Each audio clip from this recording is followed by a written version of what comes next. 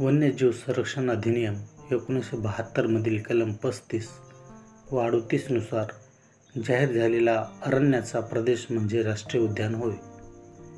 केंद्र सरकारने 2002 मध्ये केलेल्या नवीन वन धोरणानुसार प्रत्येक राज्याने त्याच्या क्षेत्राच्या किमान 4% भाग राष्ट्रीय उद्यान व अभयारण्याखाली राखीव ठेवण्याची शिफारस केलेली आहे. भारतातील प्रथम राष्ट्रीय उद्यान Jim Corbett national park Uttarakhand हे असून त्याची स्थापना 1935 मध्ये झाली आहे. भारतातील सर्वात मोठे राष्ट्रीय उद्यान म्हणून हेमिस राष्ट्रीय उद्यान लेह याचा उल्लेख केला जातो. त्याचे क्षेत्रफळ 3550 चौरस किलोमीटर इतके आहे. तर सर्वात लहान राष्ट्रीय उद्यान म्हणून साऊथ बटन राष्ट्रीय उद्यान अंदमान निकोबार याचा उल्लेख केला जातो. याचे क्षेत्र 0.03 चौरस किलोमीटर इतके आहे. भारतात सर्वाधिक राष्ट्रीय उद्याने मध्य प्रदेशात असून त्यांची संख्या 11 इतकी आहे. 1941 पासून भारतात अभयारण्ये स्थापनेस सुरुवात झाली तर वाघाच्या जतनासाठी आंतरराष्ट्रीय वन्य जीव संस्थेच्या शिफारसीनुसार व्याघ्र प्रकल्पाची स्थापना 1973 मध्ये करण्यात आलेली आहे. ताडोबा राष्ट्रीय उद्यान हे भारताच्या महाराष्ट्र राज्यातील प्रमुख राष्ट्रीय उद्यान असून ते चंद्रपूर जिल्ह्यात आहे. त्याची स्थापना 1955 साली झाली तेव्हा ते मध्य प्रांताचा भाग होते. महाराष्ट्रातील ते सर्वात पहिले राष्ट्रीय उद्यान आहे.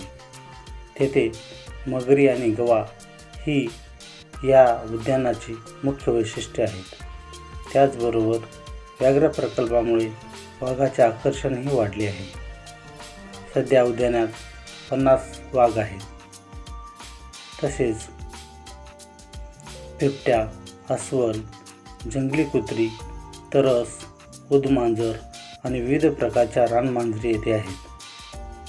नीलगाय, सांबर, चितळ, कोल्हे, चौरशिंगा, ससे व खास विदर्भात आढळणारी पिसुरी ही हरणाची अतिशय लहान व छोटी जात येथे आढळून येते. ताडोबा उद्यानात पक्ष्यांच्या जवळजवळ 181 जाती आढळून येतात. त्यात गरुड, करकोचे, बगळे, ससाणे, रानकोंबडे, धनेश, भारद्वाज, मोर इत्यादींचा यात समावेश होतो. ताडोबातील जंगल हे उष्णकटिबंधीय शुष्क पानझडीच्या प्रकारात मोडते. यात साग, बांबू, धावडा, बिबळा, तेंदू, मोह, खैर अशा विविध प्रकारच्या वृक्षांची उद्यानात दाटी असलेली दिसून येते.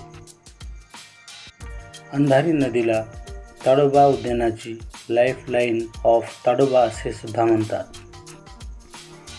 ताडोबा उद्यानाला भेट देण्यासाठी पर्यटकांच्या सोयीसाठी सर्वात जवळचे आंतरराष्ट्रीय विमानतळ म्हणून डॉक्टर बाबासाहेब आंबेडकर आंतरराष्ट्रीय विमानतळ नागपूर यांचा उल्लेख केला जातो.